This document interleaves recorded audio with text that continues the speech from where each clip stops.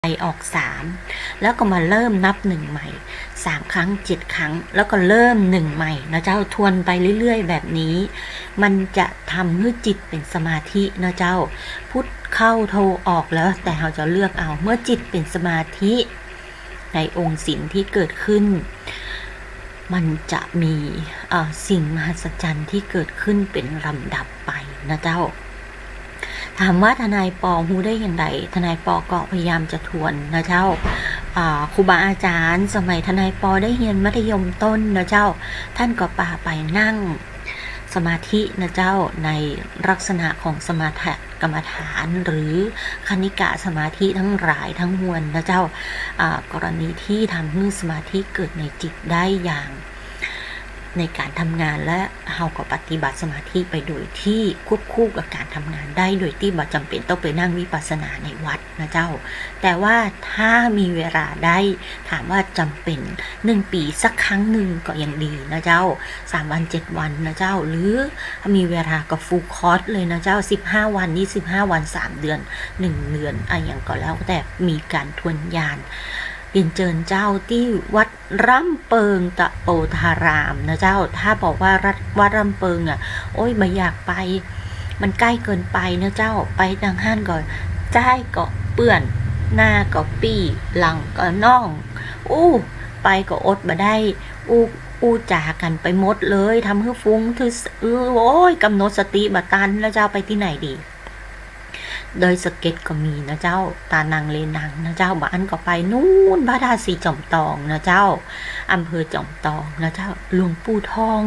สร้างสถานที่ปฏิบัติธรรมให้หมู่เฮาได้สัปปายะมากเลยนะเจ้าถ้าใครยังติดในกิเลสของสัปปายะห้องปฏิบัติธรรมที่มีห้องเดียวนะเจ้าหรือว่าจะเอาห้องรวมแล้วแต่มีหมดเลยนะเจ้าก็เรียนครูบาอาจารย์ท่านหลายๆท่านในวัดนั้นนะเจ้าทนายปอก็เคยเจอท่านเหมือนกันนะเจ้าพระอาจารย์เป็นหัวหน้าวิปัสสนาของวัดพระธาตุสีจอมทองเกิดมาปรึกษาทนายปอบอกว่าน้องสาวเป็นแม่ชีถึงแก่กรรมแล้วถ้าทนายปอว่างก็เจิญไปนะเจ้ากุฏิที่ของแม่ชีอยู่ไปเมื่อใดก็ได้ทนายปอก็อยากไปเหลือเกินแต่ว่าตอนนั้นก็ภาระหน้าที่ทั้งทางสังคมและในการปฏิบัติกตัญญูตาเกาะต่อบิดามารดาก็เลยมาได้ไปนะเจ้าต้องขอสุมาอภัยด้วยแล้วมันก็กลายเป็นว่าสายเกินไปสำหรับเพลงที่เปิดให้ฟังตะกี้นี้นะเจ้าที่คุณสันเพชรเปิ้นฮ้องไว้เผยแพร่ทางโลก YouTube ออนไลน์นะเจ้านำธรรมะมาสอดแทรกท่วงทำนองธรรมเพื่อเป็นกุศลธรรมนะเจ้าที่วัดป่าเจริญราชปทุมธานีนะเจ้าก็ขออนุโมทนาบุญตัวยนะเจ้าทนายปอตอนนี้อยากไปวิปัสสนามากเลยแต่โอ้โห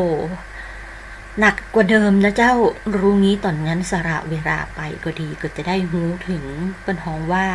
อ่านตัวออกบอกตัวได้ใช้ตัวเป็นนะเจ้าได้รู้ถึงจิตใจของเจ้ากรรมนายเวรทั้งหลายนะเจ้าเจ้ากรรมนายเวรมันก็บะอื่นบะไก่นะเจ้าคนใกล้ตัวเขาทั้งนั้นนะเจ้าเหตุของจิตที่มีโมหะมีโทสะถ้ากำหนดได้ทันนะเจ้าท่านก็จะบ่สูญเสียในทรัพย์สินบ่สูญเสียในเงินทองนะเจ้าและที่สำคัญบ่สูญเสียในชีวิตนะเจ้าทนายปอจึงอยากเชิญชวนหมู่เฮาว่าทำอย่างไรก็ได้คือชีวิตอยู่ในปิติที่เป็นสุขนะเจ้าทำอย่างไรก็ได้คือเวทนาที่เกิดนั้นเป็นเวทนาที่สุขจิตที่สุดท้ายที่เกิดจะบะไปลงสู่อบายภูมินะเจ้าก็คือกำหนดสติอย่างใดก็ได้คือเท่าทันกิเลสนะเจ้าเมื่อรู้โมหะเกิดก็พิจารณาว่าโมหะนั้นคืออย่างนั่งมองนะเจ้าอย่าพูดอย่าคิดตามในสิ่งที่มันเกิดโมโหแล้วก็มองธรรมะมันจะเกิดขึ้นนะเจ้าในจิตที่เป็นอุเบกขาธรรมจะช่วยท่านได้มากอย่างยิ่งเลยนะเจ้า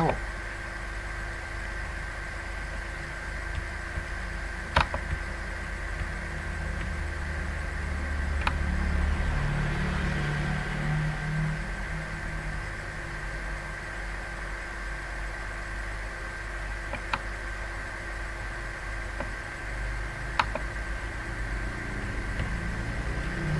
ของผมมาขวดนี้ แต่เนี่ย ก็คือจิตที่เป็นธรรมะสร้างได้นะเจ้าสร้าง